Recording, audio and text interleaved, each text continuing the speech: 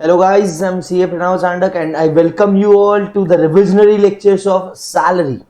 ये पहला head of income है और बहुत इंपॉर्टेंट है। सेक्शन 15 से लेके सेक्शन 17 तक कवर होता है। इसके अंदर सेक्शन 15 आपको बेसिस ऑफ चार्ज बताता है। ठीक है, सबसे पहले देखते हैं सर सैलरी मतलब होता क्या है। हर वो पेमेंट जो एम्प्लॉयर अपने एम्प्लॉय को देता है वो एम्प्लॉय के हाथों में सैलरीज में टैक्सेबल होता है। अब इसमें बात आती है एम्प्लॉय पार्ट टाइम हो सकता, फुल टाइम हो सकता। जो एम्प्लॉयर है वो इंडियन कंपनी हो सकती है, इंडिया के बाहर की हो सकती है, मतलब एमएनसी भी हो सकती है। यहां लिखा है जो एम्प्लॉयर है वो इंडिया के अंदर भी हो सकता है या अब्रॉड भी हो सकता है, फर्क नहीं पड़ता। इंडियन एम्प्लॉय को अगर वो सैलरी दे रहा है तो वो टैक्सेबल हो जाएगी अपने इंसान के हाथ में, अपने रेसिडेंट के हाथ में, सैलरीज हेड में बराबर है। तो इंपॉर्टेंट बात यह है कि सैलरी के अंदर टैक्सेबल होने के लिए एम्प्लॉयर एम्प्लॉय रिलेशनशिप होना। अगर प्रिंसिपल टू प्रिंसिपल बेसिस पे कोई काम कर रहा है तो वो सैलरीज में टैक्सेबल नहीं हो सकता, पहली बात। ठीक है सर। अब बेसिस ऑफ चार्ज क्या है? तो सैलरी टैक्सेबल होती है ड्यू और रिसीव बेसिस पे। जैसे कि हमने बेसिक चैप्टर में पढ़ा था कि मेथड ऑफ अकाउंटिंग रेलेवेंट नहीं होता है और बेसिकली सैलरी के अंदर कोई आदमी अकाउंटिंग तो करता नहीं है, तो सैलरी टैक्सेबल होती है ड्यू या रिसीव बेसिस जो भी अर्लियर है उस पे। और इसी लॉजिक की वजह से जो एडवांस सैलरी है वो टैक्सेबल होती है रिसीव बेसिस पे और जो सैलरी इन अरियर्स है वो टैक्सेबल होती है ड्यू बेसिस पे। बट कभी कभी ऐसे हो सकता है कि मान के चलो कोई कमीशन बैठ गया, गवर्नमेंट के एम्प्लॉयज है, उनको सैलरी नहीं दिया गवर्नमेंट ने, तो वो केस में ड्यू बेसिस पे टैक्सेबल नहीं होती है। एंड अगर ड्यू बेसिस पे टैक्सेबल नहीं हुई तो in that case it will be taxable on receive basis which is a very rare phenomena. ठीक है, ओके। अब सर एक और डायलॉग आता है सैलरी पेड टैक्स फ्री। अब सैलरी पेड टैक्स फ्री मतलब इस पे टैक्स नहीं लगता? जी नहीं, ऐसा नहीं है। सैलरी पेड टैक्स फ्री मतलब इस पे टैक्स तो लगता है बट वो टैक्स एम्प्लॉयर भरता है। तो एम्प्लॉय के हाथ में जो सैलरी आती है that is a tax free salary, उस पे एम्प्लॉय को टैक्स नहीं भरना पड़ता। तो इन दैट केस एम्प्लॉय के हाथों में टैक्सेबल सैलरी कितना होगा? So sir, employee के लिए salary will be salary received by him plus tax paid by employer on behalf of employee। क्योंकि जो employee के obligation employer डिस्चार्ज करता है उनको परक्यूजिट कहा जाता है। बट सेक्शन 1010 सीसी में एक देखने वाली बात है कि एम्प्लॉयर ने जो एम्प्लॉय को नॉन मॉनेटरी परक्यूजिट्स दिए हैं, नॉन मॉनेटरी परक्यूजिट्स, और उस पे जो एम्प्लॉयर टैक्स भरता है वो एम्प्लॉय के हाथों में एग्जम्प्ट होता है। और इसी वजह से एम्प्लॉयर जो टैक्स पे करता है एम्प्लॉय के बिहाफ पे ऑन नॉन मॉनेटरी परक्यूजिट्स वो एम्प्लॉयर को पीजीबीपी में डिडक्टिबल नहीं होता। ठीक है सर, ओके, ये हो गया, लिखा है। उसके बाद foregoing of salary, salary forgo कर देना। मेरे को पैसे मिले, मैंने बोला मेरे को नहीं चाहिए, तो क्या वो सैलरी मेरे हाथों में टैक्सेबल नहीं होंगी? बोले होगा। क्यों? क्योंकि सैलरी एक बार अक्रू हो गया तो वो टैक्स लग जाता है। Salary is taxable on accrual और रिसीव बेसिस, ड्यू और receive basis whichever is earlier. तो मैंने काम कर लिया, सैलरी मेरे नाम पे अक्रू हो गया, तो मैंने बाद में एम्प्लॉयर को बोला कि भैया मेरे को पैसे नहीं चाहिए, आप दान दे दो। तो इसका मतलब ये थोड़ी है कि मेरे को वो दान दिए हुए पैसे पे टैक्स नहीं लगेगा। इसको बोलते हैं, जो मैं दान दिलवा रहा हूं ना एम्प्लॉयर से, उसको बोलते हैं एप्लीकेशन ऑफ इनकम। और एप्लीकेशन ऑफ इनकम, जो पार्ट एप्लीकेशन ऑफ इनकम में आता है उस पर टैक्स लगता है। चैप्टर 1 में हम ये पढ़ चुके हैं। ठीक है सर, तो ये 3 डायलॉग्स आपको लिखने के हैं कि salary is taxable on due और receive basis whichever is earlier. Once salary accrue हो जाती है, ड्यू हो जाती है एम्प्लॉय को, तो वो उसका सब्सिक्वेंट फोरगो जो करता है, वो subsequent forgone of the salary will not be make it exempt from tax, will not make it exempt from tax, it is only an application of income। Okay, but government बोलता है कि अगर आप central government को surrender कर दोगे अपनी salary तो उस पे आपको टैक्स नहीं लगेगा, वो एग्जम्प्ट हो जाएगी। ठीक है, उसके बाद में एक और कंसेप्ट आता है लोन और एडवांस अगेंस्ट सैलरी। ये क्या होता है? ये क्या ये एडवांस सैलरी होती है? नहीं सर, ये एडवांस सैलरी नहीं होती है, ये लोन होता है सैलरी के अगेंस्ट। ये आप एडवांस में एडवांस उठाते हो सैलरी के अगेंस्ट। मतलब क्या है, आपके बहन की शादी थी, आपने एडवांस उठा लिया एम्प्लॉयर से और एम्प्लॉयर को बोला कि हर महीने मेरे सैलरी में से पैसे काट के थोड़े थोड़े वो लोन के अगेंस्ट एडजस्ट कर लेना। तो इन दैट केस वो जो लोन है वो आपकी इनकम नहीं है, उस पर आपको टैक्स नहीं लगेगा। बट याद रखना, एमसीक्यूज की बात कर रहा हूं। मान के चलो मेरी सैलरी है 12 लाख रुपीज, मतलब 1 लाख पर मंथ, और मैंने अपने कंपनी वालों से 6 लाख रुपीज का लोन उठाया, एडवांस उठाया, और मैंने उसको बोला कि भैया हर महीने तू 50,000 आधा आधा लाख रुपए ये सैलरी में से एडजस्ट कर लेना। तो मेरे को 12 महीने में अप्रैल, मई, जून, जुलाई, अगस्त, सितंबर, अक्टूबर, नवंबर, दिसंबर, जनवरी, फरवरी, मार्च, ये महीने में कितने पैसे मिलेंगे? 50,000। कैसे? 1 लाख मेरे को सैलरी मिलने वाली थी, 50,000 वो मैंने उसमें से लोन में से एडजस्ट करवा दिया, तो मेरे को हर महीने मिलेंगे सर 50,000 रुपए। तो मेरे हाथों में टैक्सेबल कितना होगा? मतलब टोटल सैलरी मेरे को ये प्रीवियस ईयर में कितना मिलने वाला है? 6 लाख रुपए, बट मेरे हाथों में टैक्सेबल कितना होगा?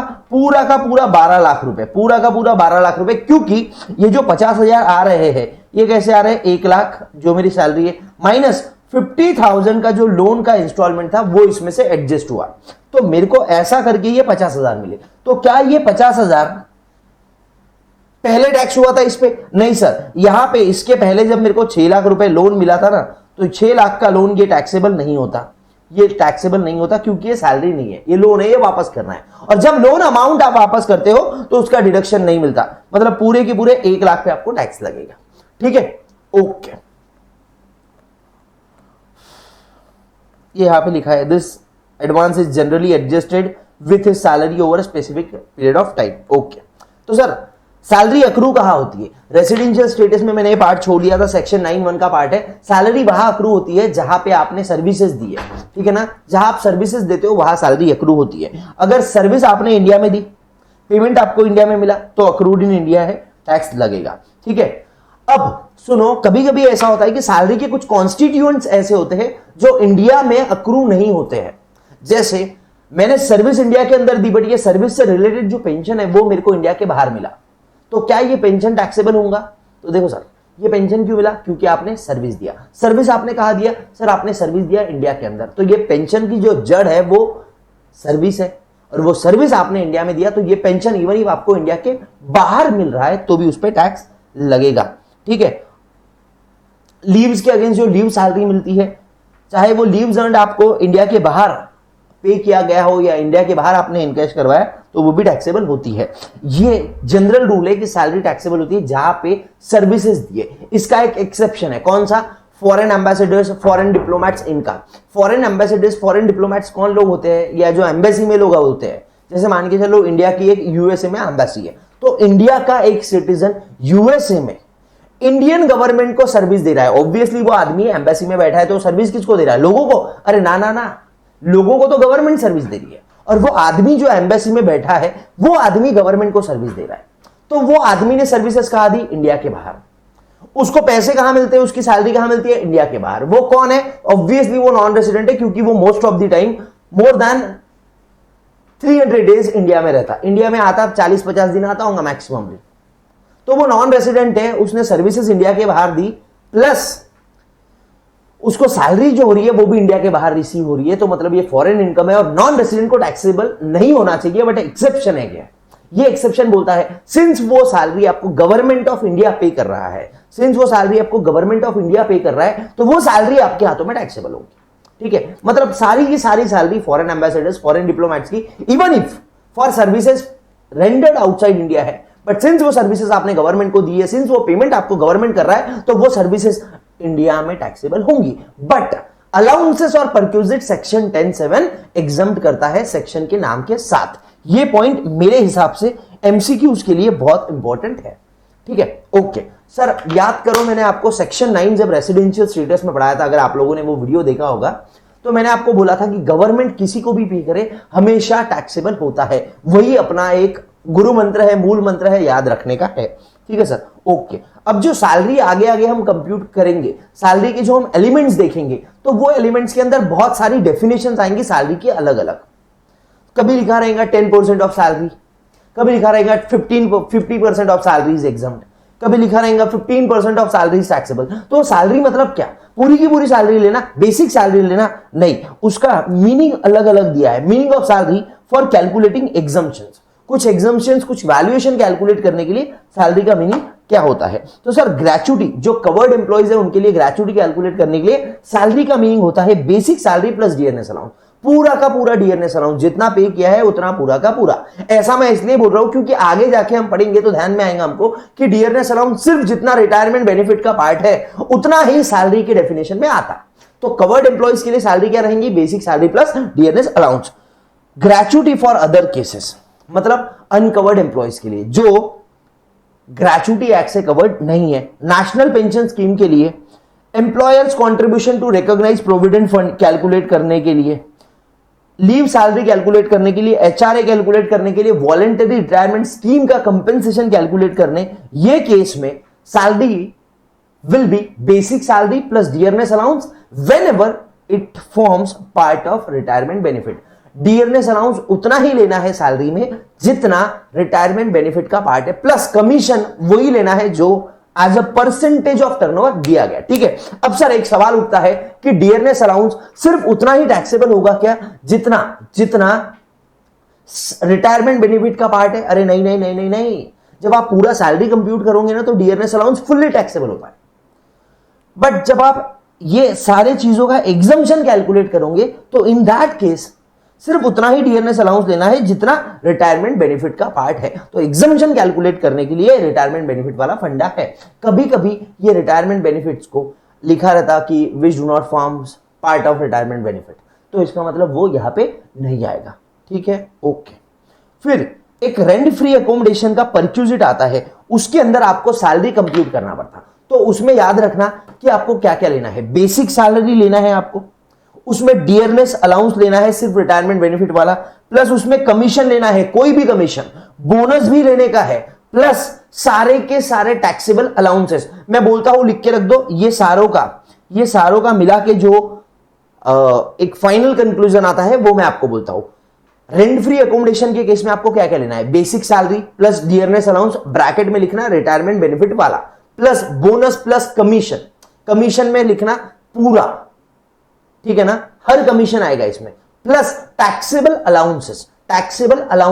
ठीक है, अभी देखो मैं आपको बताता हूं मैंने ऐसा क्यों बोला, क्योंकि देखो अब यहां पे क्या लिखा है बेटा, basic salary plus dearness allowance plus any commission plus bonus plus any other monetary payment by whatever name called but excludes मतलब ये नहीं आता। क्या क्या एक्सक्लूड करता, एग्जम्प्ट अलाउंसेस, मतलब एग्जम्प्ट अलाउंसेस नहीं आते, एग्जम्प्ट मेडिकल अलाउंस नहीं आता, employer's contribution to provident fund ये भी नहीं आता। तो जब आप रेंट फ्री अकोमोडेशन का वैल्यू निकालोगे उसमें रहता 15% ऑफ सैलरी, तो वो सैलरी क्या, तो ये सैलरी का डेफिनेशन है। बेसिक सैलरी लेना है, डियरनेस अलाउंस रिटायरमेंट बेनिफिट वाला, कमीशन लेना है, बोनस लेना है, सारे के सारे टैक्सेबल अलाउंसेस लेने हैं, परक्यूजिट्स नहीं लेने हैं, ठीक है, employer's contribution to provident fund नहीं लेना है। क्लियर है? तो सिंपल है, क्या नहीं लेना है ये याद मत रखो, क्या लेना है ये याद रखो। Basic salary plus dearness allowance retirement benefit वाला, प्लस कमीशन सारे के सारे, plus bonus, plus all taxable allowances. जैसे हमको पता है एक चिल्ड्रन एजुकेशन अलाउंस आता है, तो चिल्ड्रन एजुकेशन अलाउंस अगर पूरा मिला तो 100 रुपए पर महीने, पर डे, पर मंथ, पर चाइल्ड एग्जाम रहता। तो जितना एग्जाम है उतना वाला पार्ट मत लेना, जितना टैक्सेबल पार्ट है उतना ही रेंट फ्री अकोमोडेशन के लिए लेना। तो जब भी आप रेंट फ्री अकोमोडेशन का कैलकुलेशन करोगे तो उसके अंदर आपको क्या करना पड़ेगा, पहले सारे के सारे अलाउंसेस की ट्रीटमेंट, बाकी सारी चीजें निकालना पड़ेगा, और रेंट फ्री अकोमोडेशन का कैलकुलेशन आप सबसे लास्ट में करोगे, तब जाके तो आपको पता चलेगा कि टैक्सेबल अलाउंसेस कितने हैं। अब ये बात जिन्होंने क्वेश्चन सॉल्व किए हैं वो इससे ताल्लुक रख पा रहे हैं, जिन्होंने क्वेश्चन सॉल्व नहीं किए, जो डायरेक्टली मुंह उठा के आ गए शेमडे जैसे यहाँ पे, तो उनको समझ में ही नहीं आ रहा कि ये आदमी बोल क्या रहा है। ठीक है ना, ओके। बट मेरी बात याद रखो, ये सारी बातें, ये मेरे सारे डायलॉग्स आपको वैसे के वैसे खटखट एग्जाम के अंदर क्लिक होंगे। ठीक है, ओके। अब कंपोनेंट्स ऑफ सैलरी की बात करते हैं। Basic salary, dearness allowance, salary in leave of notice, notice की जगह पे सैलरी देते हैं। मतलब क्या, किसी को हमको निकालना है, वो बोला नहीं आप मेरे को निकाल नहीं सकते, मेरे को 2 महीने का नोटिस पीरियड दो, तो अपन ने उसको बोला एक काम करिए, ले 2 महीने के पैसे तेरे मुंह पे मार के फेंके, जा तू आना मत कल से। तो इसको बोलते salary in leave of notice, notice की जगह पे सैलरी देना। Fees, commission, annuity from employer, profit in leave of salary, और पेंशन, एनपीएस का पेंशन, ये हमेशा टैक्सेबल होता है। हालांकि इसमें सेक्शन 10-12 में, 10-12A, 10-11A में कुछ एग्जाम्स, 10-12A और 10-12B में कुछ इसमें एग्जाम्शंस है। ठीक है, अभी वो नहीं पढ़ते हैं अपन। ठीक है, कितना एग्जाम्शन है मैं बता देता हूं। टोटल विड्रॉल पे 60%, पार्शियल विड्रॉल पे 25%। ठीक है, इसको इन डिटेल आप पढ़ लेना। उसके बाद में annual accretion to credit balance in recognised provident fund. Recognised provident fund में जो एनुअल एक्रीशन होता है, मतलब क्या बोल रहा है वो, अरे भैया टैक्सेबल अमाउंट कितना रहेगा ये केस में, एनुअल एक्रीशन जो होता है। अब एनुअल एक्रीशन में क्या क्या हो सकता है, हर साल क्या क्या आता है सर, एम्प्लॉयर का कंट्रीब्यूशन आता और इंटरेस्ट भी आता। तो देखो एम्प्लॉयर का जो कंट्रीब्यूशन है वो 12% ऑफ सैलरी के ऊपर टैक्सेबल रहेगा, 12% ऑफ सैलरी के ऊपर। एम्प्लॉयर जो कंट्रीब्यूट करता है रिकॉग्नाइज्ड प्रोविडेंट फंड में वो 12% तक एग्जम्प्ट रहता, अपने को 12% के ऊपर का टैक्सेबल रहता। समझो एम्प्लॉयर ने 15% पे कंट्रीब्यूट किया और that 15% comes out to be 1.5 lakh, तो अपने हाथों में टैक्सेबल कितना रहेगा, 12% तक अपने लिए एग्जम्प्ट है, मतलब 1,20,000 अपने लिए एग्जम्प्ट है, बचा हुआ 30,000 आपको टैक्सेबल रहेगा। इंटरेस्ट जो क्रेडिट होता है रिकॉग्नाइज्ड प्रोविडेंट फंड में वो 9.5% तक एग्जम्प्ट होता है, 9.5% के ऊपर का टैक्सेबल। अब सर यहां दिया है 12% ऑफ सैलरी। अब ये सैलरी का मीनिंग क्या है, तो काय का पढ़ रहे हैं अपन, रिकॉग्नाइज्ड प्रोविडेंट फंड। तो रिकॉग्नाइज्ड प्रोविडेंट फंड में यहां पे क्या दिया था, employer's contribution to RPF. Salary का मीनिंग यहां पे क्या रहेगा, basic salary plus dearness allowance plus retirement, sorry dearness allowance retirement benefit वाला plus commission if paid as a percentage of turnover. Fix commission इसमें नहीं आएगा। उसके बाद में advance salary taxable on receive basis, arrears of salary taxable on due basis, but कभी कभी receive basis पे भी होती है। Bonus salary to partner, partner को अगर फर्म सैलरी दे रही है तो सर नहीं नहीं नहीं नहीं नहीं सैलरी में नहीं आएगा, वो जाएगा भैया पीजीबीपी में। पार्टनर के हाथों में टैक्सेबल होता है, सेक्शन 28 में देखेंगे। पार्टनर को फर्म जो भी सैलरी जो भी रेम्यूनरेशन दे रहा है वो पार्टनर के हाथों में पीजीबीपी में टैक्सेबल होता, और फर्म के लिए सेक्शन 40B का डिस अलाउंस भी रहता, वो भी हम पढ़ेंगे पीजीबीपी में। बोनस टैक्सेबल होता है रिसिप्ट बेसिस पे, ठीक है, if not taxed on due basis. अब बेसिकली ड्यू बेसिस पे आजकल बोनस टैक्स होते ही नहीं है, तो bonus is completely taxable on receipt basis, ठीक है। उसके बाद में सैलरी और पेंशन फ्रॉम यूएनओ, उनो अगर आपको दिखा तो एग्जाम मार देना, यूनाइटेड नेशंस ऑर्गेनाइजेशन। ये डायलॉग कहीं पे भी दिखा तो इससे मिलने वाली सैलरी परक्यूजिट अलाउंसेस सब एग्जाम कर देना भैया। सर नहीं ना, अभी बताओ, देखो मैं आपको रिवाइज करवा रहा हूं, ठीक है ना, रेगुलर लेक्चर नहीं है ये रिविजन है, ये आप उनो दिखा कि एग्जाम कर देना। सर क्यों, क्या, ये बातों के लिए अभी वक्त नहीं है, ओके। अब डिफरेंट फॉर्म्स ऑफ अलाउंसेस, कुछ अलाउंसेस होते हैं उनकी टैक्सेबिलिटी होती है। अभी तक जो अपन ने पढ़ा ना, ये 2 पेज, ये बेसिकली ये पहला पेज ये बेसिक इंट्रोडक्शन था, ठीक है। अभी एक अलाउंसेस आता, बाद में परक्यूजिट आएगा, उसके बाद में अपना 4th पार्ट आएगा रिटायरमेंट कंपेंसेशंस, और उसके बाद में लास्ट आएगा डिडक्शंस, ठीक है sir, okay. Different forms of allowances and their taxability, कुछ अलाउंसेस है जो पूरे के पूरे टैक्सेबल है। लिख लो वहां पे, मैं आपको जो बोलता हूं एक डायलॉग लिख लो, आपको याद रहेंगे। डॉक्टर मेडिकल टिप्स देता, डॉक्टर मेडिकल टिप्स देता एंड वार्डन घूमने नहीं देती, डॉक्टर मेडिकल टिप्स देता वार्डन घूमने नहीं देती। डी बोले तो डियरनेस अलाउंस, डियरनेस अलाउंस पूरा का पूरा टैक्सेबल रहता।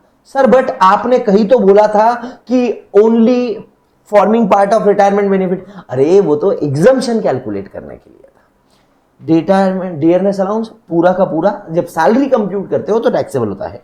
डी डॉक्टर का, डी डियरनेस, ओ ओवर टाइम, सी सिटी कंपेंसेटरी, डी ओ सी डॉक्टर मेडिकल ट्रीटमेंट देता। अब फिक्स्ड मेडिकल अलाउंस अगर किसी को मिलता तो पूरा का पूरा टैक्सेबल है।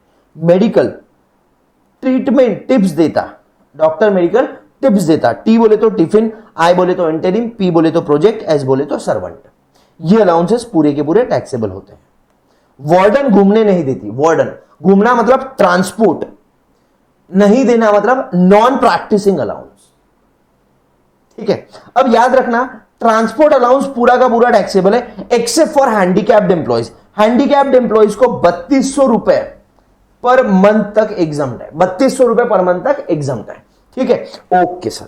उसके बाद में कुछ पूरे के पूरे टैक्सेबल एग्जम्प्ट अलाउंसेस है, जैसे सैंक्चुअरी अलाउंस। सैंक्चुअरी अलाउंस जो हाईकोर्ट या सुप्रीम कोर्ट के जजेस को मिलता। अब एक और बात बताता हूं आपको, याद रखना, जजेस दिखे हाईकोर्ट सुप्रीम कोर्ट के जजेस एग्जम्प्ट कर देना, हाईकोर्ट सुप्रीम कोर्ट के जजेस दिखे एग्जम्प्ट कर देना, मेंबर्स या चेयरमैन ऑफ यूपीएससी एमपीएससी देखा एग्जम्प्ट कर देना, उनो दिखा एग्जम्प्ट कर देना। उनो मतलब नांदेड़ में उनको उनो बोलते हैं, तो उनो मतलब नांदेड़ वाला उनो क्या, अरे नहीं, उनो मतलब यूनाइटेड नेशंस ऑर्गेनाइजेशन। तो अभी तक क्या क्या एग्जाम करना है, हाई कोर्ट, सुप्रीम कोर्ट, दूसरा यूपीएससी एमपीएससी, तीसरा यूनो यूनाइटेड नेशंस ऑर्गेनाइजेशन। उसके बाद में कंपेंसेटरी अलाउंस रिसीव्ड बाय जज, अरे जज दिख गया, माफ कर दो, अलाउंसेस पेड बाय यूनो, माफ कर दो। और उसके बाद में एक है allowances paid by government to its employees outside India. Government जो उसके एम्प्लॉइज को इंडिया के बाहर अलाउंसेस देता है वो सेक्शन 10(7) में होता है। ये किसकी बात कर रहे हैं सर? फॉरेन एम्बेसडर्स की, ठीक है, जो मैंने आपको ऊपर एक्सेप्शन टू सेक्शन 913 में बताया था। ओके, अब कुछ अलाउंसेस है जो पार्टली टैक्सेबल होते हैं, पार्टली एग्जम्प्ट होते हैं, जिसमें पहला है HRA, हाउस रेंट अलाउंस। कितना टैक्सेबल रहेगा sir? Total received minus exempt जितना है। सर कितना एग्जम्प्ट रहता? ये तीनों में से जो लोएस्ट है वो एग्जम्प्ट रहता। पहला क्या है सर? Amount actually received. हमेशा याद रखना कि जब एग्जम्पशन आएगा या एग्जम्पशन कैलकुलेट करना है तो पहला पॉइंट हमेशा अमाउंट एक्चुअली रिसीव्ड रहेगा, ठीक है, फॉर ऑक्यूपाइड पीरियड। जितने टाइम के लिए आपने घर ऑक्यूपाई किया था उतने टाइम के लिए ही एग्जम्पशन मिलेगा। मतलब क्या कहना चाह रहे हो? मैंने बोला मेरे को HRA 12 महीने का मिला, बट मैं रेंटेड हाउस में सिर्फ 8 महीने रहा, तो taxable HRA will be for HRA received, ये पूरा का पूरा 12 मंथ्स का, माइनस जब आप एग्जम्प्ट HRA कैलकुलेट करोगे तो वो केस में exemption will be only for 8 months. तो 8 मंथ्स का HRA,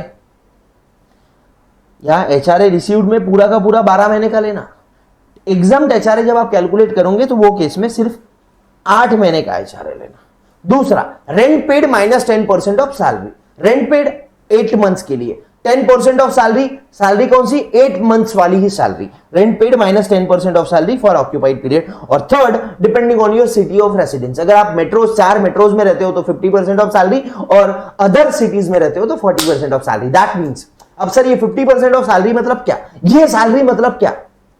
बेसिक सैलरी क्या? अरे नहीं रे मुन्ना, ये सैलरी मतलब basic salary plus dearness allowance forming part of retirement benefit plus commission paid as percentage of turnover. कुछ अदर कंडीशंस क्या है? Salary for occupied period shall only be considered. हमको मालूम है जितने टाइम के लिए आप ऑक्यूपाई करते हो एग्जम्पशन के लिए उसको ही कंसीडर करते हैं, ठीक है।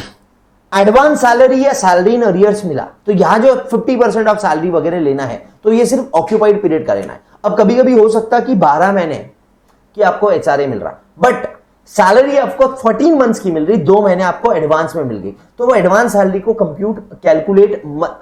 एडवांस सैलरी को कंसीडर मत करना, HRA का एग्जम्पशन कैलकुलेट करते हो। But advance salary as a whole salary के कंप्यूटेशन में टैक्सेबल होंगी, that is a different part. मैं बोल रहा हूं HRA कैलकुलेट करते वक्त एडवांस सैलरी को मत लेना। इसका क्वेश्चन एररलेस टैक्सेशन की बुक में बेहतरीन तरीके से दिया हुआ है। मेरी एररलेस टैक्सेशन की बुक आपको टेलीग्राम चैनल पे मिल जाएंगी। टेलीग्राम चैनल का नाम है प्रणव सांडक एकेडमी। उसके बाद बोलते हैं कि HRA का जो एग्जम्पशन है वो आपको नहीं मिलेगा। सेक्शन 10(13)A HRA में से एग्जम्पशन देता है, ये एग्जम्पशन आपको नहीं मिलेगा अगर आप अपने खुद के घर में रह रहे हो, मतलब आपने रेंट पे करना चाहिए। अगर आप किसी दूसरे के घर में रह रहे बट रेंट पे नहीं कर रहे, जैसे आपके दोस्त के यहाँ रह रहे, तो वो केस में भी आपको HRA का एग्जम्पशन नहीं मिलेगा, ठीक है। उसके बाद में अब आते हैं सर 2 स्पेशल अलाउंसेस जो कि सेक्शन 10(14) में एग्जम्प्ट होते हैं। अब ये 2 अलग अलग अलाउंसेस है। पहला अलाउंस ऐसा है जिसमें एक्चुअल एक्सपेंडिचर पे डिपेंड करता कि एग्जम्पशन कितना मिलेगा, मतलब जितना आपने खर्चा किया उतना एग्जम्प्ट है। आपको मान के चलो 5,000 रुपए मिले बट आपने खर्चा 3,000 किया तो आपको एग्जाम कितना? 3,000, 2,000 टैक्सेबल रहेगा। और दूसरा ऐसे टाइप के अलाउंसेस है जिसके अंदर उन्होंने लिमिट दे दी है कि भैया इतना अलाउंस एग्जम्प्ट है, तुमको कितना भी मिलो, तुम कितना भी खर्चा करो, इतना एग्जम्प्ट है, इसके ऊपर का टैक्सेबल है, खत्म। तो सर पहला देखते हैं जहां पे एग्जम्पशन डिपेंड करता है एक्चुअल एक्सपेंडिचर कितना कर रहे हो आप खर्चा कितना कर रहे हो। तो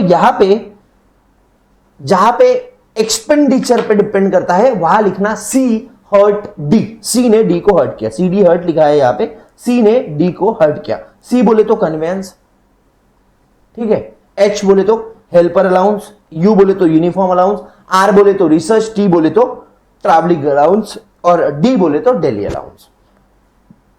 ये केस में एग्जम्पशन कितना रहेगा? अमाउंट रिसीव्ड और अमाउंट स्पेंट या utilised whichever is lower. Okay, फिर कभी कभी एग्जम्पशन एक्चुअल एक्सपेंडिचर पे डिपेंड नहीं करते हैं। रूल 2(2)BB में दिया है, 2 BB थी रूल की, दो बीवियों में दिया है कि इतना एग्जाम्शन मिलेगा। जैसे चिल्ड्रन एजुकेशन अलाउंस पे कितना मिलता, 100 रुपए पर मंथ पर चाइल्ड, मतलब एक चाइल्ड के साल भर के 1200 रुपए का एग्जाम्ट है। आपको मिल रहे 10,000 रुपए, आपको मिल रहे 10,000 रुपए और आप खर्चा कर रहे 10,000, तो एग्जाम्शन कितने का है, 1200 रुपए। खर्चा यहां पे रेलेवेंट नहीं है। Exemption does not depend upon actual expenditure. हमने बोला 100 रुपए एग्जाम्ट है, तुमको कितने भी मिले, तुम कितना भी खर्चा करे, हमको उससे कोई मतलब नहीं, हो गया तेल लेने। 1200 रुपए, मैक्सिमम 2 ही बच्चे रहेंगे आपके, मतलब 2 ही बच्चों का एग्जाम्शन मिलेगा। हॉस्टल एक्सपेंडिचर 300 रुपए पर मंथ पर चाइल्ड, मैक्सिमम 2 बच्चों का, मतलब ये टोटल मिला के 400 रुपए होते हैं। बट सर हमने एग्जाम में टोटल 400 इंटू 12 ऐसा करना क्या, 100 अलग दिखाना, 300 अलग दिखाना। फिर transport allowance, transport allowance taxable है सर पूरा, क्यों, अरे वहां बताया था ना, डॉक्टर मेडिकल टिप्स देता, वार्डन घूमने नहीं देती, घूमना मतलब ट्रांसपोर्ट अलाउंस। बट मैंने बोला था कि ट्रांसपोर्ट अलाउंस हैंडीकैप्ड एम्प्लॉइज के लिए टैक्सेबल एग्जाम्प्ट होता है, कितना, 3200 रुपए per month, only for handicapped और डिसेबल्ड एम्प्लॉइज। फिर allowance for transport employees, transport employees और ट्रांसपोर्ट अलाउंस में क्या फर्क है, ट्रांसपोर्ट अलाउंस और अलाउंस फॉर ट्रांसपोर्ट एम्प्लॉइज में क्या फर्क है, यहां पे लिख लेना जिसको समझ में नहीं आता। ये ट्रक ड्राइवर लोगों का अलाउंस होता है, जो ट्रांसपोर्ट के बिजनेस में, जो ट्रांसपोर्ट के धंधे में काम करते हैं, उन एम्प्लॉइज के लिए ये अलाउंस होता है। कितना एग्जाम्प्ट रहता सर, ₹10,000 पर मंथ और 70% of allowance received whichever is lower. इसमें एक गड़बड़ करने की संभावना ऐसी है कि ये जो अलाउंस रिसीव्ड है ये आपको साल भर का दे दिया जाता है, और ये 10,000 पर मंथ है आपका पर मंथ का, 10,000 है आपका पर मंथ का। तो एक ध्यान रखना वहां पे, जब अलाउंस रिसीव्ड पूरे साल का रहा, उसका आप 70% ले रहे, तो उसको कंपेयर करना 1,20,000 से, ना कि 10,000 से। उसके बाद आता है सर ट्राइबल या शेड्यूल्ड एरिया अलाउंस होता है, 200 रुपए पर मंथ तक एग्जाम्प्ट है, और अगर अंडरग्राउंड अगर कोई है तो उसको 800 रुपए पर मंथ तक एग्जाम्प्ट है। ठीक है बेटा, ओके। उसके बाद में ये है UPSC exempt allowance to chairman और मेंबर ऑफ यूपीएससी सेक्शन 1045। मैंने आपको पहले ही बोला, यूपीएससी दिख गया तो काट देने का, सीधा एग्जाम्प्ट कर देने का, बात खत्म। ओके सर, यहां तक कोई दिक्कत नहीं होनी चाहिए, ये बेसिकली याद ही करना है। सर लॉजिक बताओ ना, 200 रुपए पर मंथ कहां से आए, मेरे को क्या मालूम, गवर्नमेंट को लगा 200 रुपए एग्जाम करने चाहिए, 200 रुपए एग्जाम है।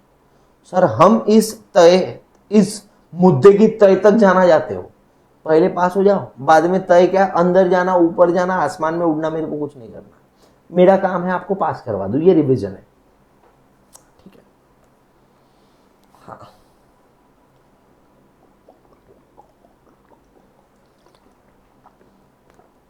एक क्वेश्चन है, देखते हैं अपन कितना समझता है आपको।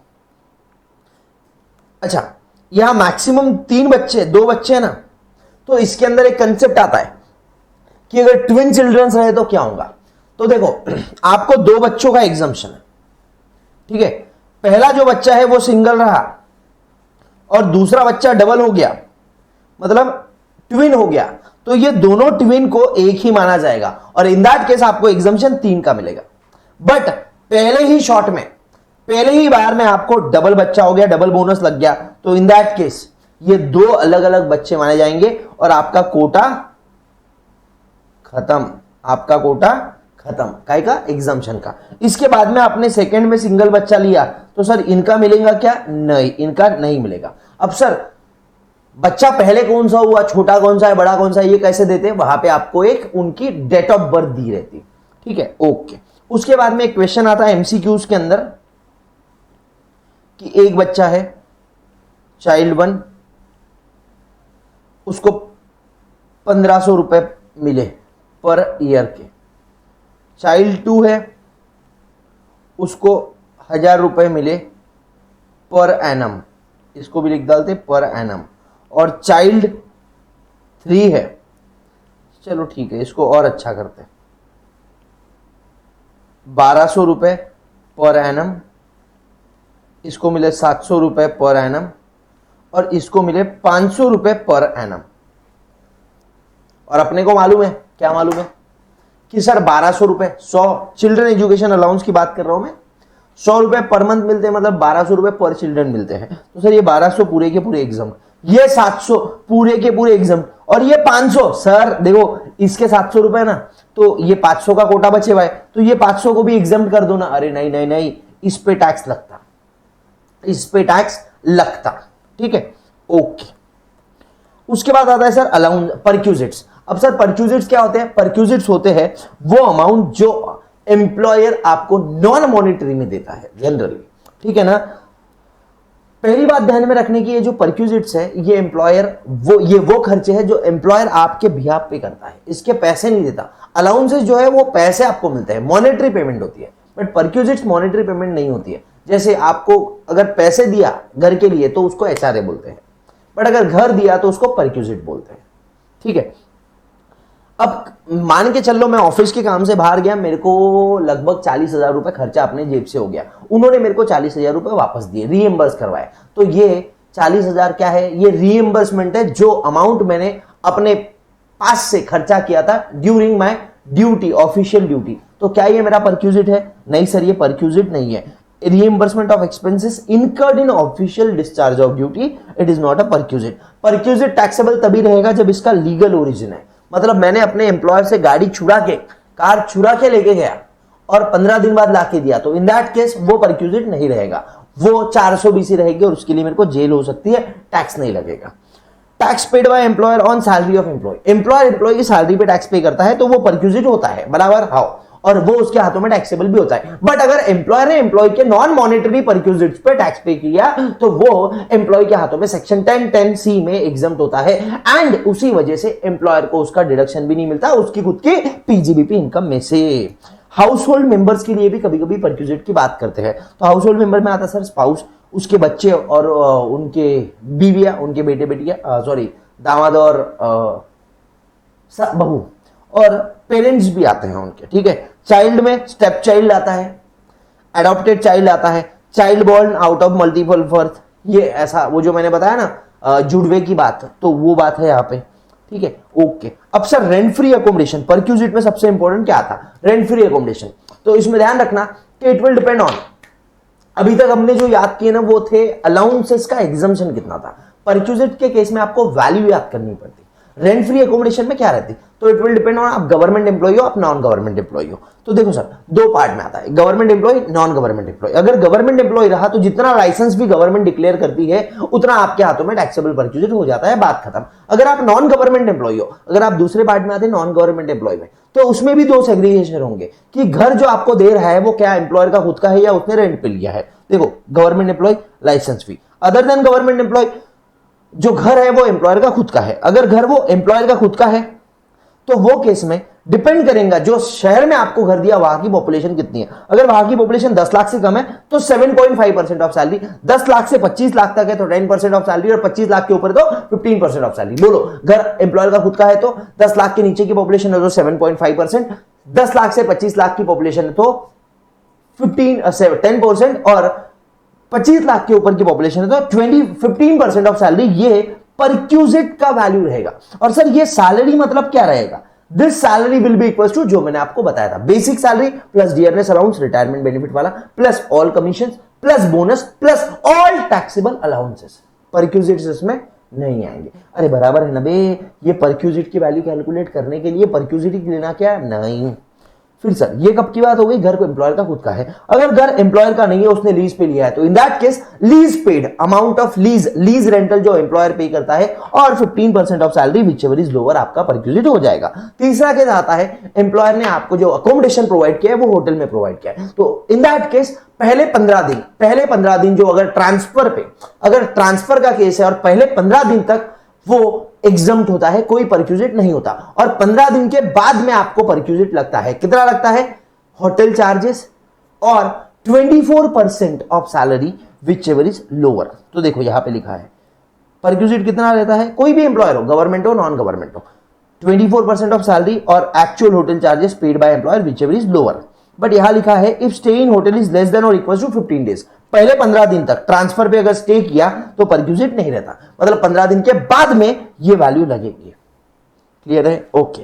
एंड ये जो सैलरी वैलरी निकालोगे ना, ये जो परक्यूजिट निकालोगे, ये डे टू डे बेसिस पे होता है, ईयर वाइज नहीं होता। कभी कभी ऐसा क्वेश्चन आ सकता है, लिख के रख देना। अब दूसरा एक और केस आता है, दो जगहों पे घर दिया। मैं पुणे रहता हूं, पहले मैं मुंबई रहता था, मैं मुंबई से मेरा पुणे में अर्जेंट ट्रांसफर हुआ, मेरे को सामान लाने को वक्त ही नहीं मिला और ऑफिस में मेरे को बहुत काम है, मेरे को 6 दिन काम करना पड़ता है और संडे के दिन मेरी हालत नहीं रहती है मुंबई जाके मैं वापस सामान लाऊं।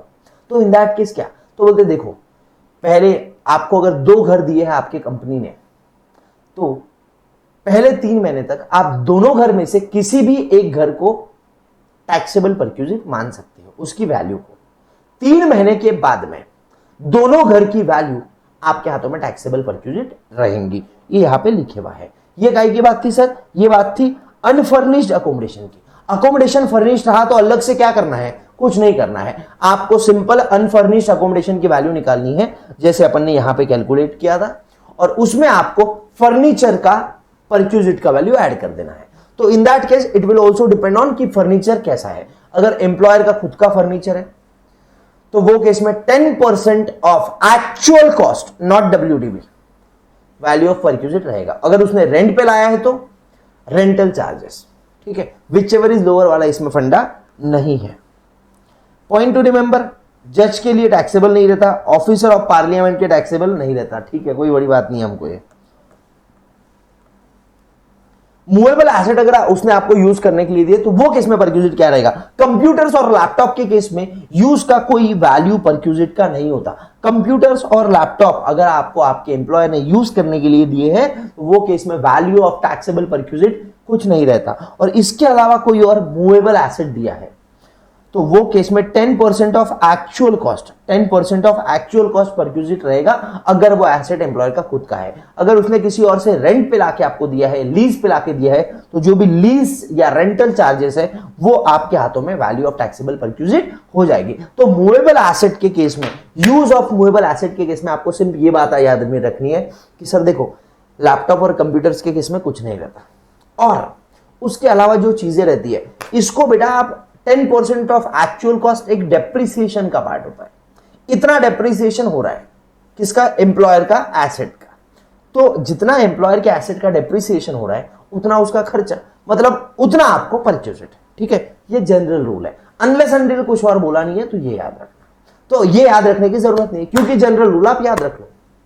सेम थिंग है अनफर्निश्ड अकोमोडेशन के केस में, जब फर्नीचर देता है तो 10% ऑफ एक्चुअल कॉस्ट होता है। आगे हम कार के अंदर जाके देखेंगे तो वहां पे भी कार का depreciation at the rate of 10% of actual cost ही लगता है।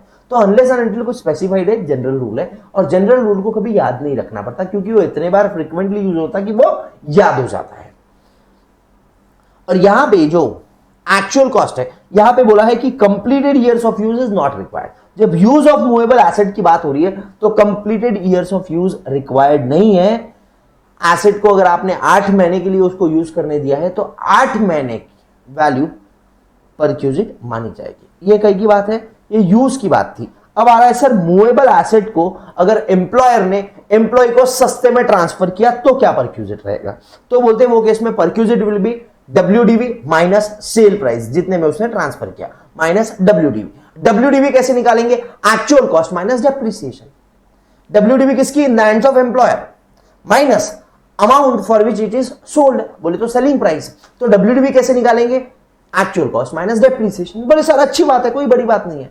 अब डेप्रिसिएशन कौन सा, डेप्रिसिएशन के रेट अलग से दिए हुए हैं, और याद रखना ये डेप्रिसिएशन सिर्फ कंप्लीटेड ईयर्स ऑफ यूज के लिए माइनस करना। मतलब एम्प्लॉयर ने अगर वो एसेट को 2 साल 4 महीने यूज किया है तो आप जो डेप्रिसिएशन माइनस करोगे वो सिर्फ 2 साल के लिए यूज करोगे, और ये यूज भी बिजनेस यूज होना चाहिए, जिसको आप ज्यादा ध्यान में मत रखो, ठीक है। सर डेप्रिसिएशन क्या रेट से माइनस कर रहा, तो कंप्यूटर्स एंड इलेक्ट्रॉनिक इक्विपमेंट्स है तो 50% ऑफ WDV, मोटर कार है तो 20% ऑन WDV, ये अलग से दिया हुआ है। और अगर कोई इसके अलावा एसेट है तो जनरल रूल, और जनरल रूल क्या है, 10% of actual cost.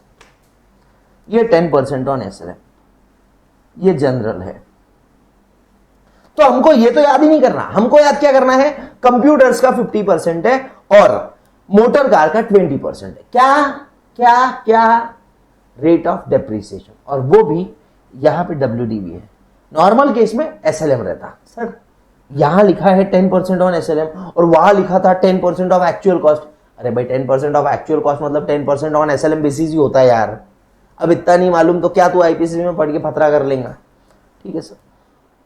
Gift voucher token वगैरह दिए तो एम्प्लॉयर ने एम्प्लॉय को, तो वो केस में बोलते हैं जितना कॉस्ट है एम्प्लॉयर को उतना टैक्सेबल रहेगा। बट याद रखना 5,000 का एग्जम्पशन है अगर ये जो गिफ्ट है वो इन काइंड दिया है। कैश गिफ्ट पूरे के पूरे टैक्सेबल, गिफ्ट इन काइंड 5,000 रुपए तक एग्जम्प्ट है, उसके ऊपर का पूरा टैक्सेबल।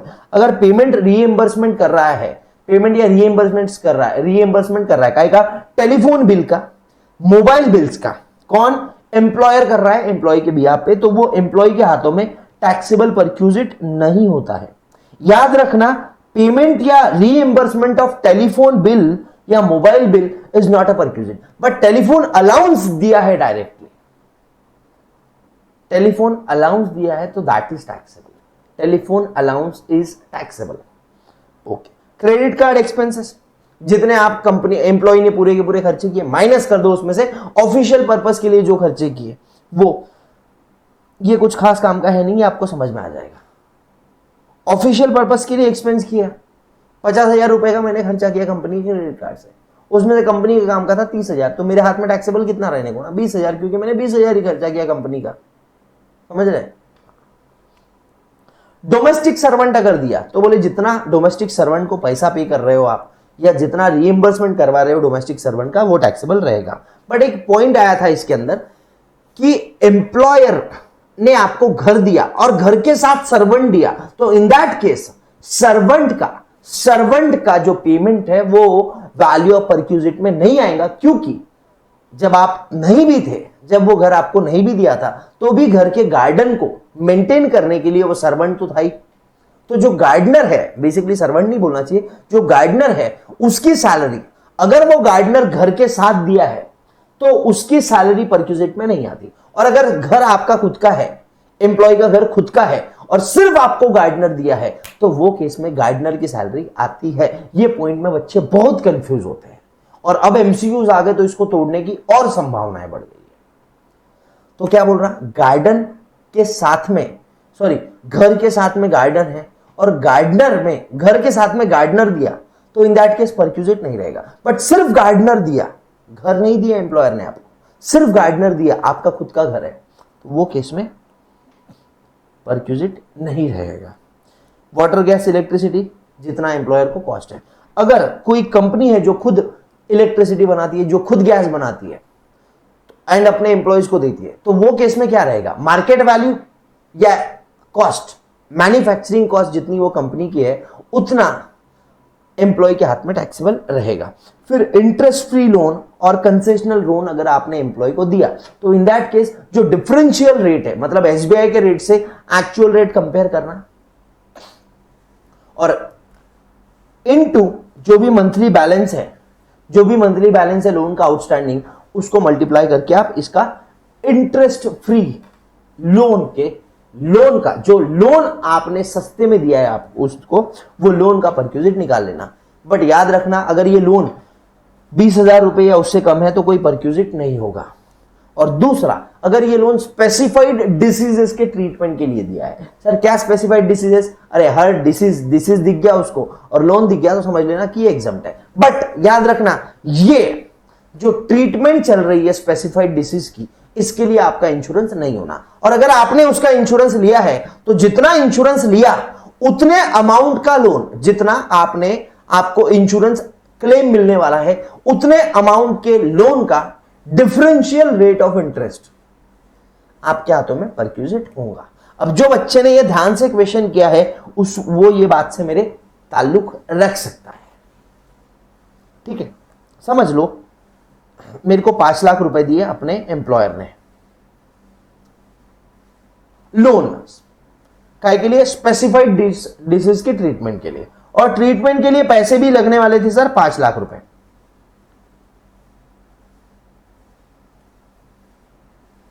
एंड ये 5 लाख रुपए में से 3 लाख रुपए का मेरे को क्लेम मिलने वाला था, मेरे को क्लेम मिलने वाला था सर 3 लाख रुपए का।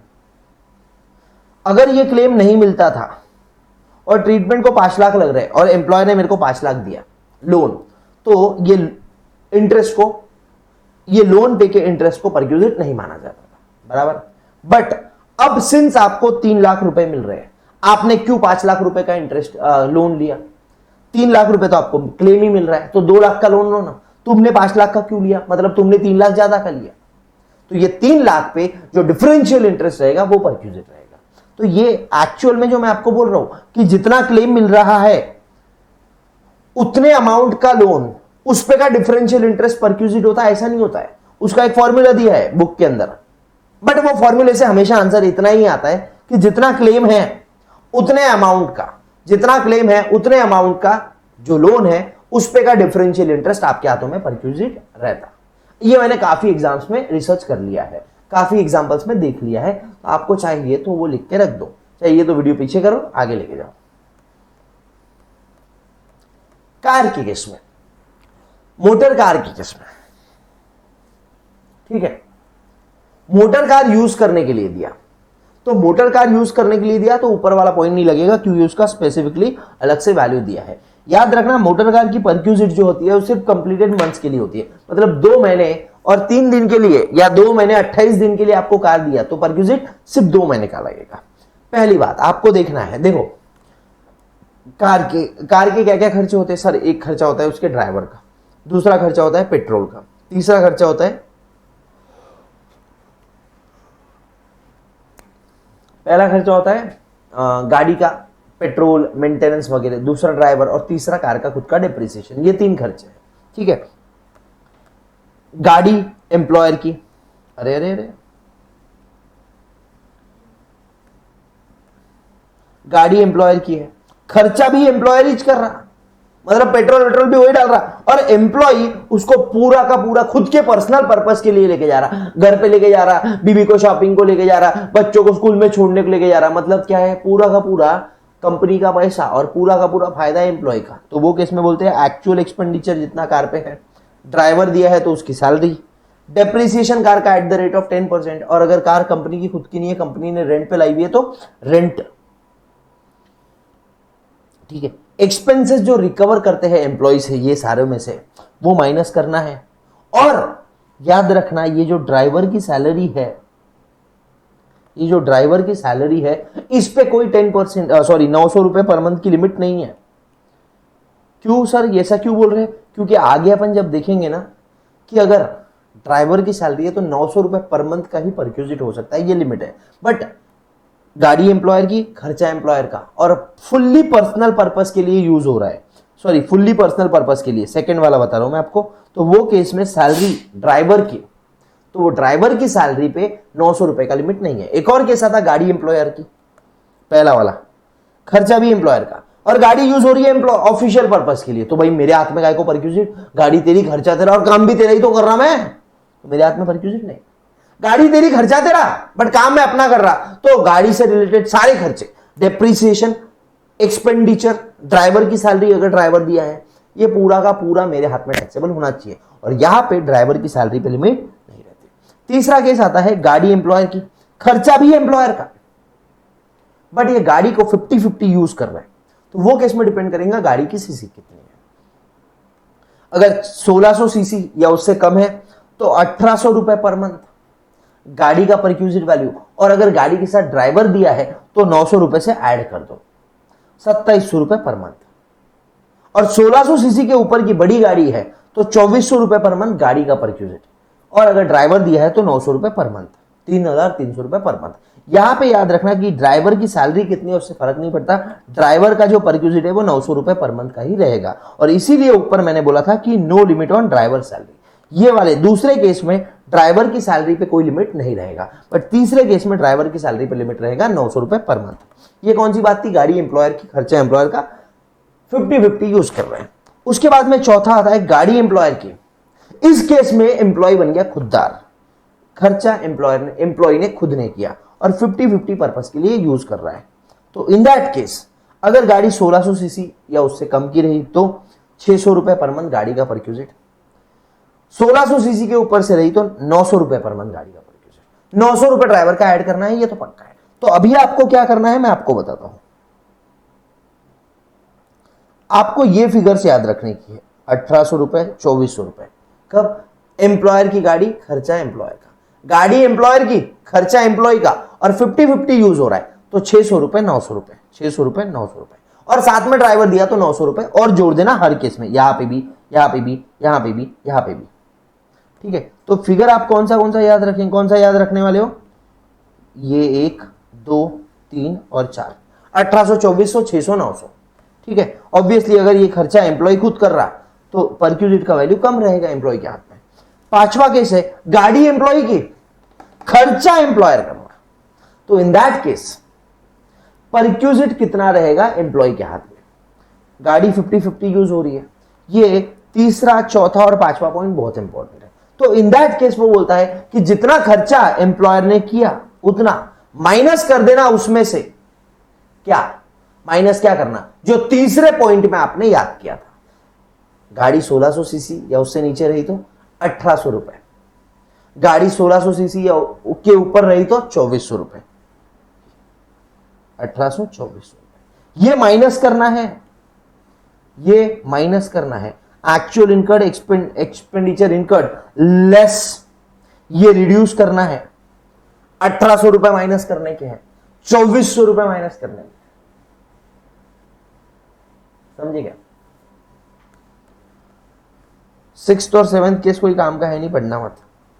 ठीक है, अगर दो गाड़ी दिया एम्प्लॉय को और बोला दोनों गाड़ी एम्प्लॉय आधी आधी 50-50 यूज कर रहा है ऑफिशियल और पर्सनल के लिए, बोले तू बेवकूफ बना रहा है हमको, क्यों? बोले एक गाड़ी ऑफिस के लिए एक ही गाड़ी रखना, दो गाड़ी को लगती तेरे को आधे आधे काम करने को ऑफिस के, क्या आधा पाव ये गाड़ी में डाल के और आधा पाव वो गाड़ी में डाल के जाएगा क्या? नहीं, समझ में आ गया, तुम बेवकूफ बना रहे हमको, डिपार्टमेंट को। तो डिपार्टमेंट बोलता देखो, इवन इफ कंपनी ने आपको दो गाड़ियां दी है, इवन इफ कंपनी ने आपको दो गाड़ियां दी है, काहे के लिए बेटा? काहे के लिए बेटा?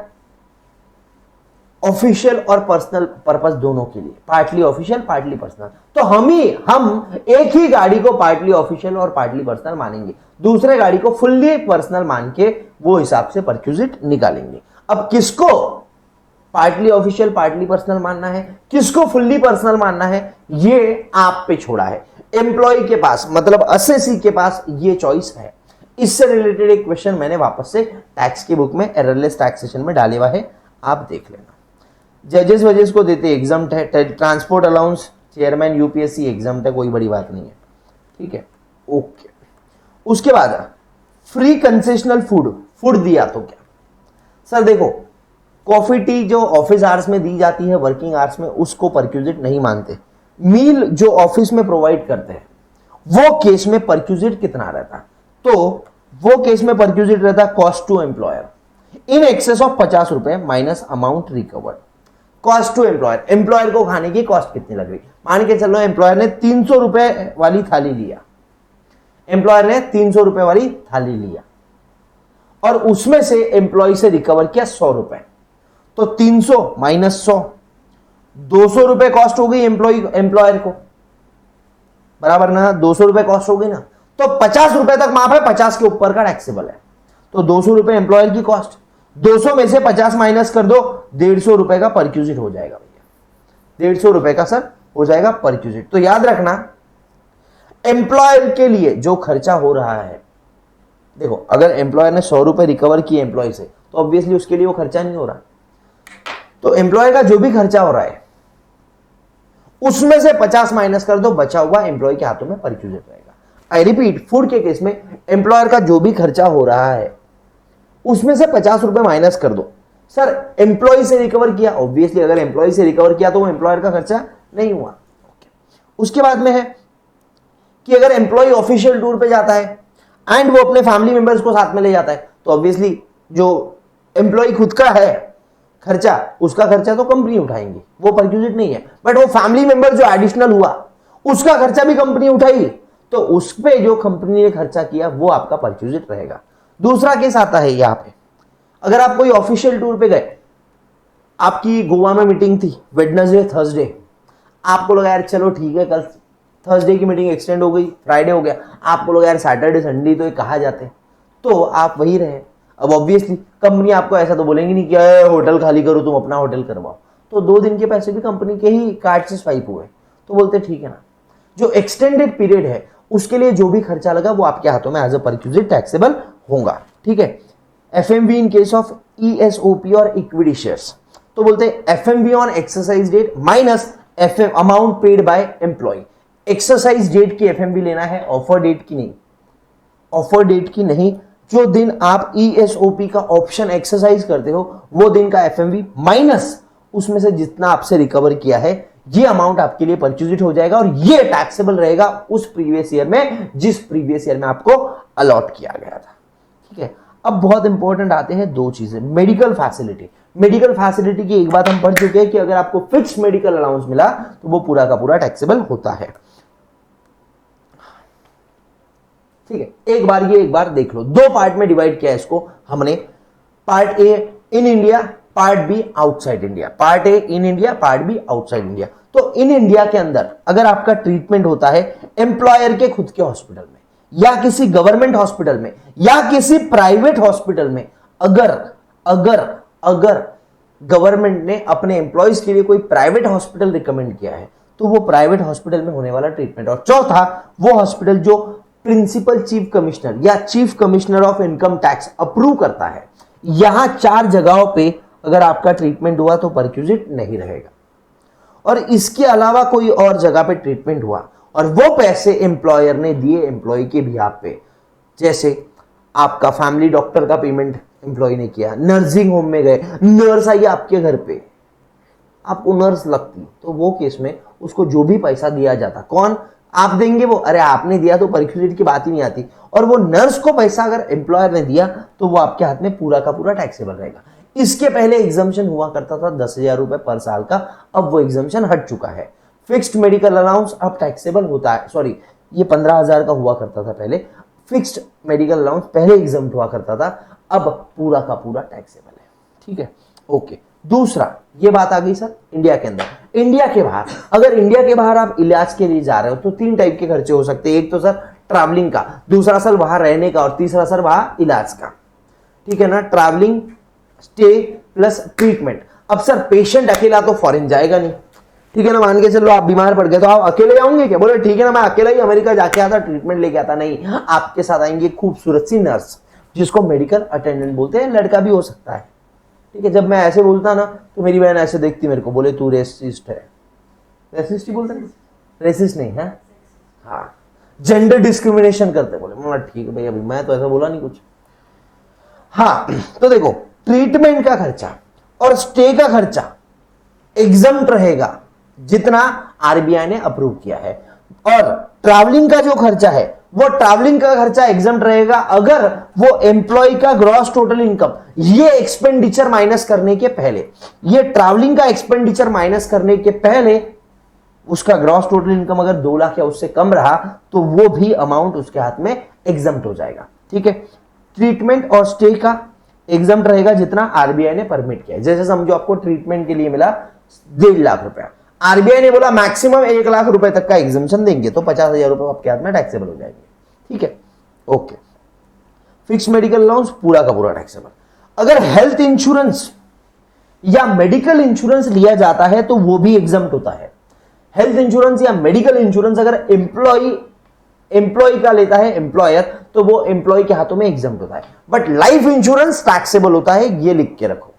हेल्थ इंश्योरेंस एग्जम्प्ट होता है, लाइफ इंश्योरेंस टैक्सेबल होता है। काय का, अरे अगर एम्प्लॉयर ने एम्प्लॉय के बिहाफ पे हेल्थ इंश्योरेंस लिया तो वो हेल्थ इंश्योरेंस एम्प्लॉय के लिए हेल्थ इंश्योरेंस का प्रीमियम टैक्सेबल नहीं होता, एग्जम्प्ट होता। बट लाइफ इंश्योरेंस का प्रीमियम अगर एम्प्लॉयर भर रहा है एम्प्लॉय के बिहाफ पे तो एम्प्लॉय को वो एज अ परक्यूजिट टैक्सेबल होता है। लिख के रखो, इसके क्वेश्चन आते हैं और ये गलतियां करते हैं बच्चे।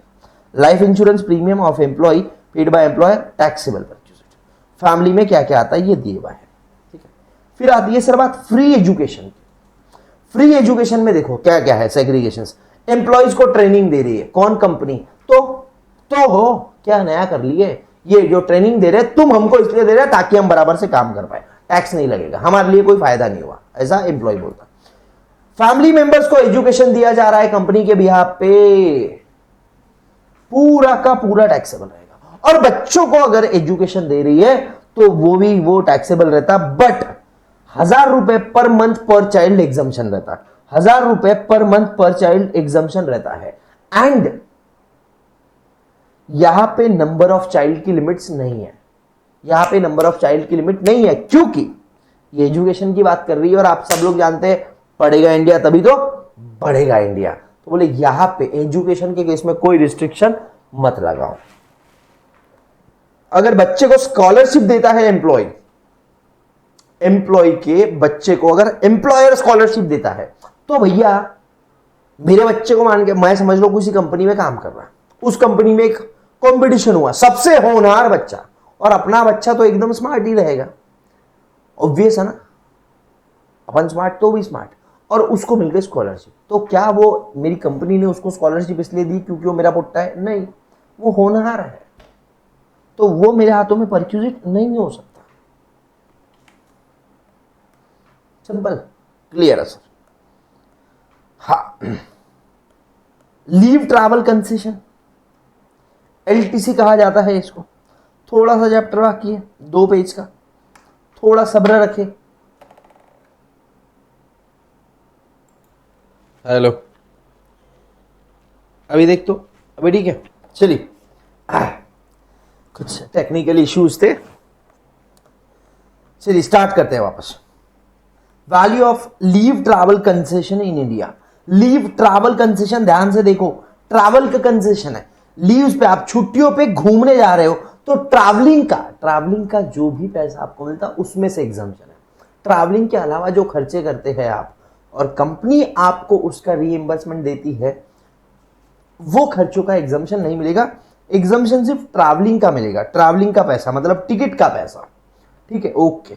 और ये भी इंडिया के अंदर होना चाहिए, अगर आप बाहर घूमने जा रहे हो तो आपको उसका एग्जम्पशन नहीं मिलेगा, ठीक है सर। तो सबसे पहली बात है, जर्नी इंडिया में अलाउड है, आप अपने फैमिली के साथ जाओगे। अगर आप अपने दोस्तों के साथ गए तो दोस्तों के पैसे अगर कंपनी आपको दे रही है तो इन दैट केस वो दोस्तों के पैसे आपके हाथों में टैक्सेबल होंगे। बट मैं बताता हूं आपको, लोग जाते दोस्तों के साथ है, बताते फैमिली है, या नहीं भी जाते हैं, डमी टिकट्स बना लेते हैं, ठीक है। Same as medical facility family का डेफिनेशन है। 4 साल के ब्लॉक में 2 जर्नी अलाउड है, मतलब जर्नी तो 100 भी करो कोई दिक्कत नहीं है, एग्जम्पशन के लिए 2 ही जर्नी मिलेंगी, 2 ही जर्नी का एग्जम्पशन मिलेगा। एंड ये पहला ऐसा कंसेप्ट है पूरे इनकम टैक्स में जिसमें हम कैलेंडर ईयर फॉलो करते हैं। ब्लॉक है 18, 19, 20, 21 का, ठीक है, okay. Exemption is based on actual expenditure, मतलब घूमने जाओगे तो ही डिडक्शन मिलेगा, एग्जम्पशन मिलेगा, नहीं तो मिलेगा नहीं। और ये एग्जम्पशन सिर्फ बस फेयर, रेल फेयर या एयर फेयर का है, ठीक है सर, ओके। अगर आपके पास एक 4 साल के ब्लॉक में 2 एग्जम्पशन होते हैं, बराबर है, आपने एक ही बार ट्रैवल किया पहले ब्लॉक में, ब्लॉक 1 में आप 4 साल में से 2 साल जाने के बजाय एक ही साल गए या गए ही नहीं, तो बोलते हैं आपका सिर्फ एक एग्जम्पशन कैरी फॉरवर्ड होगा, मतलब नेक्स्ट ब्लॉक में आप 3 एग्जम्पशंस ले पाओगे।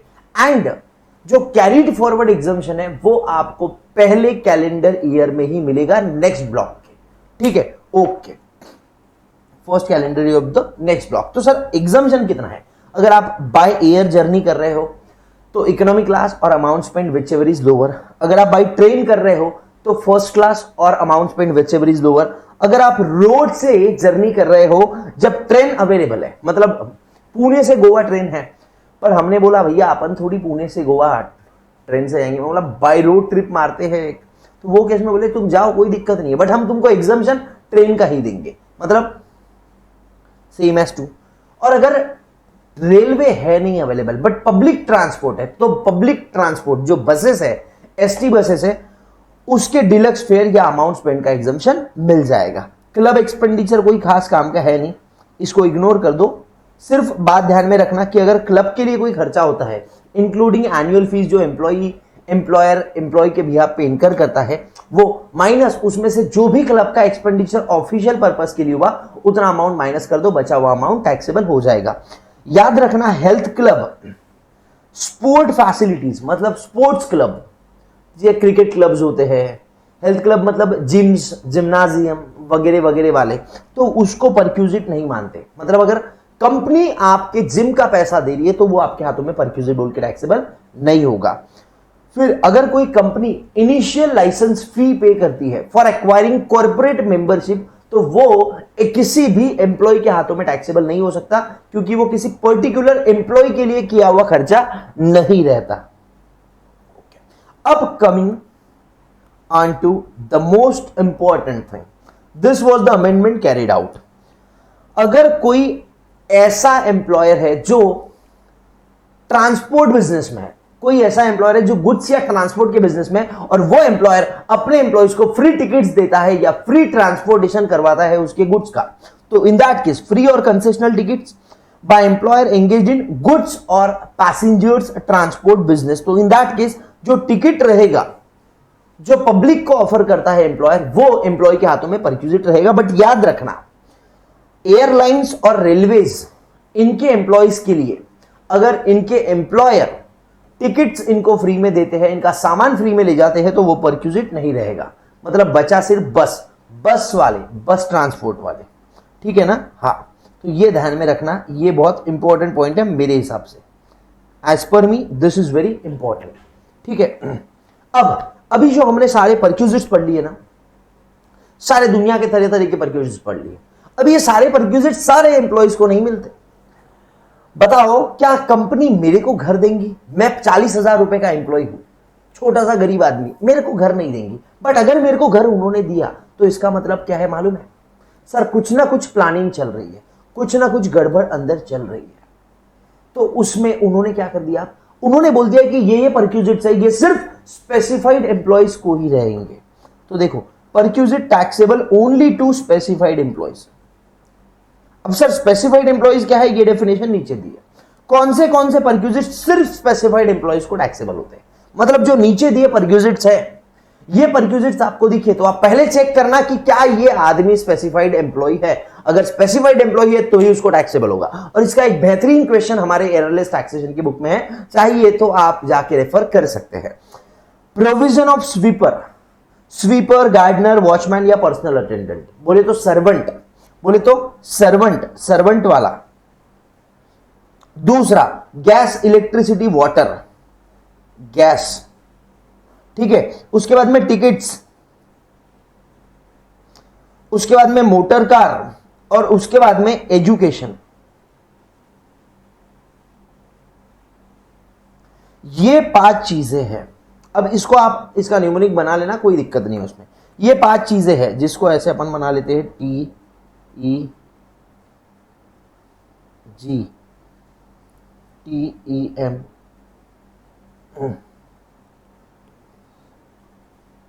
What ever it may be, ठीक है ना। ये चीजें हैं, ये सिर्फ स्पेसिफाइड एम्प्लॉयज को टैक्सेबल है, नॉन स्पेसिफाइड को नहीं। तो सर, स्पेसिफाइड एम्प्लॉय क्या होता है? एक तो जो डायरेक्टर है कंपनी के, जिनका कंपनी में सब्सटेंशियल इंटरेस्ट है, या वो एम्प्लॉय जो 50,000 के ऊपर का सैलरी ड्रॉ कर रहा है, वही स्पेसिफाइड एम्प्लॉय में आता। और ये 50,000 का जब आप लिमिट कैलकुलेट करते हैं, तो इन पेमेंट्स को इग्नोर कर दे। कौन से? सारे नॉन मॉनेटरी पेमेंट्स को इग्नोर कर दे। एग्जम्प्ट मॉनेटरी बेनिफिट्स, जो एचआरए के मॉनेटरी बेनिफिट्स अलाउंसेस थे, उसमें से जो एग्जम्पशन का पार्ट है वो हटा दो, सिर्फ टैक्सेबल वाला पार्ट लो, और डिडक्शन वो भी हटा दो। डिडक्शन के पहले वाला अमाउंट है, अगर वो सैलरी उसकी 50,000 से ज्यादा है तो ही बात हो रही है, ठीक है। अभी 50,000 पर मंथ की बात है ऑब्वियसली, ठीक है। ओके सर, अब तो यहां हमको सब पता चल गया कि परक्यूजिट्स कौन से होते हैं, किसको क्या टैक्सेबल होते हैं। सर, एक बार एक काम करो, ये याद करवा दो, मतलब देखो कर लो। सर्वेंट है, ठीक है, गैस इलेक्ट्रिसिटी वाले हैं, मोटर कार है, एजुकेशन फैसिलिटीज है, और टिकट्स है। ये 5 चीजें सिर्फ स्पेसिफाइड एम्प्लॉयज को टैक्सेबल रहेंगी, नॉन स्पेसिफाइड एम्प्लॉयज को नहीं। क्लियर है? अलाउंसेस सबको टैक्सेबल रहते हैं, ये परक्यूजिट्स है। अलाउंसेस सबको टैक्सेबल होते हैं, लिख के रख दो, नहीं तो सारा दिया रहेगा एचआरए और तुम सोचोगे अरे ये तो स्पेसिफाइड एम्प्लॉय है ही नहीं, तो इसको टैक्सेबल नहीं है। तो मैं बोल रहा हूं अलाउंसेस सबको टैक्सेबल है। परक्यूजिट्स, ये 5 परक्यूजिट्स सिर्फ स्पेसिफाइड एम्प्लॉयज को टैक्सेबल है, ठीक है। इसका भी मेरे को ध्यान में आया, GEMS, जेम्स। जी बोले तो गैस, ई बोले तो एजुकेशन, एम बोले तो मोटर कार, एस बोले तो सर्वेंट, और टी बोले तो ट्रांसपोर्ट वाला, सॉरी टिकट वाला, ठीक है। ओके सर, उसके बाद में लास्ट पार्ट है जो कि बहुत इंपॉर्टेंट है, स्टैंडर्ड डिडक्शन। सेक्शन 16(1)(a) का स्टैंडर्ड डिडक्शन मिलता है, ये सेक्शन के नाम के साथ इंपॉर्टेंट है। कितने का स्टैंडर्ड डिडक्शन मिलता? 50,000। और सैलरी इनकम, आपकी सैलरी 50 से कम है, वो तो होती नहीं है, तो आपको 50,000 रुपए का डिडक्शन मिल जाएगा। मतलब अगर किसी इंसान की ग्रॉस सैलरी 6,70,000 रुपए आती तो 50,000 का उसको स्टैंडर्ड डिडक्शन, ऐसे फुकट में डिडक्शन दे दिया। ठीक है, पहले 12-13 असेसमेंट ईयर 12-13 तक था, बाद में डिसकंटिन्यू कर दिया था। असेसमेंट ईयर 19-20 से वापस आ गया, 19-20 में 40 था, अब 20-21 में 50 हो गया है। ठीक है, ये अमेंडमेंट है। दूसरा, एंटरटेनमेंट अलाउंस का भी डिडक्शन मिलता, बट ये डिडक्शन सिर्फ गवर्नमेंट एम्प्लॉयज को मिलता, नॉन गवर्नमेंट एम्प्लॉयज को एंटरटेनमेंट अलाउंस का डिडक्शन नहीं मिलता, पूरा का पूरा टैक्सेबल होता है। गवर्नमेंट एम्प्लॉयज को कितना मिलता सर? एंटरटेनमेंट अलाउंस जो एक्चुअली उसको मिला है ₹5,000 और 20% ऑफ बेसिक सैलरी, ये तीनों में से जो भी लोअर है इसका एग्जम्पशन मिल जाता। ठीक है, एंटरटेनमेंट अलाउंस का एग्जम्पशन पाने के लिए गवर्नमेंट एम्प्लॉयज को एंटरटेनमेंट के लिए खर्चा करना जरूरी नहीं है। ठीक है ना, खर्चा करना जरूरी नहीं है, मतलब आप एंटरटेनमेंट हो ना हो, आप पैसे उड़ाओ ना उड़ाओ, आपको डिडक्शन मिल जाएगा, सिर्फ आप गवर्नमेंट एम्प्लॉय हो इसलिए। और तीसरा, प्रोफेशनल टैक्स, ये लास्ट पार्ट है, ध्यान से सुनो। प्रोफेशनल टैक्स जो पे कर रहा है एम्प्लॉई, उसको डिडक्शन मिलता। एम्प्लॉयर ने पे किया तो क्या? तो मैं बताता हूं, एम्प्लॉयर अगर एम्प्लॉय के बिहाफ पे प्रोफेशनल टैक्स पे करता है तो पहले वो एम्प्लॉय के इनकम में एज अ परक्यूजिट टैक्सेबल होता है और बाद में उसका डिडक्शन मिलता है। इसका डिडक्शन पेमेंट बेसिस पे मिलता है। अब बहुत सारे लोग बोलते हैं सर 2,500 की लिमिट है, तो मैं आपको बता दूं प्रोफेशनल टैक्स स्टेट लिस्ट का मैटर है, तो स्टेट लगाती है इसको, और स्टेट को बोला गया है कि आर्टिकल 276 के हिसाब से स्टेट गवर्नमेंट लगाती है, और स्टेट को बोला है कि 2,500 से ज्यादा का प्रोफेशनल टैक्स आप लगा नहीं सकते, बट मैं पे कर सकता हूं, क्योंकि मैं पिछले साल और इस साल दोनों मिला के प्रोफेशनल टैक्स पे कर रहा हूं। पिछले साल का 2,000, इस साल का 2,000, 4,000, तो मेरे को ये साल में 4,000 का डिडक्शन पूरा का पूरा मिल जाएगा। तो ये 2,500 का जो लिमिट है वो लेवी पे है। State can not levy professional tax greater than 2,500। ठीक है ना, डिडक्शन के लिए ये लिमिट नहीं है। ठीक है, अब सेक्शन 89 का रिलीफ है, ये इंडिविजुअल्स को मिलता है। अगर अगर अगर अगर अभी सुनो, मैं इसका आपको एक बेसिक आइडिया दे देता हूं। ठीक है, अगर मेरे को एडवांस सैलरी या अरियर्स इन सैलरी मिल रहा है, सैलरी इन अरियर्स होता है, वो गलती से अरियर्स सैलरी लिख दिया मैंने, अभी आप समझ लो, सैलरी इन अरियर्स मिलता है, या कोई भी profit in leave of salary मिलता है, जिसके वजह से मेरी जो इनकम पे टैक्स लगना चाहिए था उससे ज्यादा हाइयर रेट से टैक्स लग रहा है, तो बोलते हैं आपको रिलीफ दे देंगे सेक्शन 89 का। ये रिलीफ सिर्फ इंडिविजुअल को मिलता है ऑब्वियसली, क्योंकि सैलरी भी सिर्फ इंडिविजुअल को मिलती है। सर समझो बात को, मेरा प्रीवियस ईयर 19-20 का सैलरी था 4,20,000 रुपए, मेरा प्रीवियस ईयर 2021 का सैलरी रहेगा, अपन ये मानते हैं कि पुराने ही स्कीम में है वगैरह वगैरह, रेट्स भी सेम है, ऐसा मान के चलो अभी के लिए। ठीक है ना, for understanding purpose only I am telling this. Salary है मेरा सर 4,80,000 रुपए। अब नेक्स्ट ईयर का एडवांस मैंने इसी साल उठा लिया, कितना उठाया है, ये होता है डिवाइड बाय 12 किया तो 40,000। 2 मंथ्स का एडवांस मैंने लिया 80,000, यहां मेरा सैलरी है समझ लो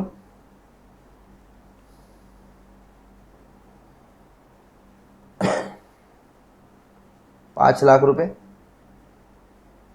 और यहां मेरा सैलरी होने वाला है सर समझ लो 6 लाख रुपए।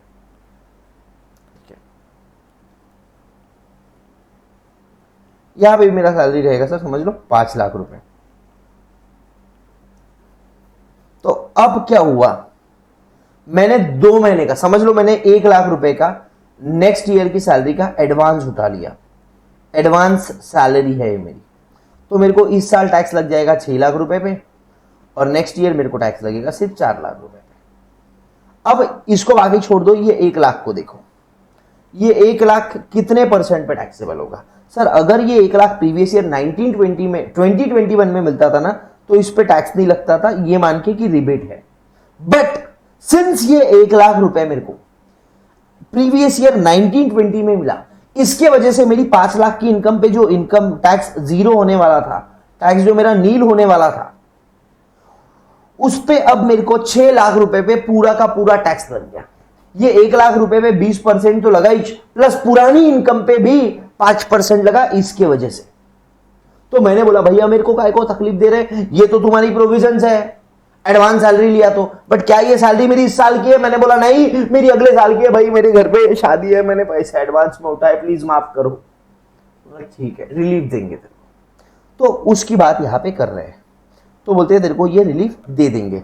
यहां लिखा है refer conceptual question 25 on page 60 of errorless DT book. ये डीटी आपको टेलीग्राम चैनल पे मिल जाएगा, ठीक है।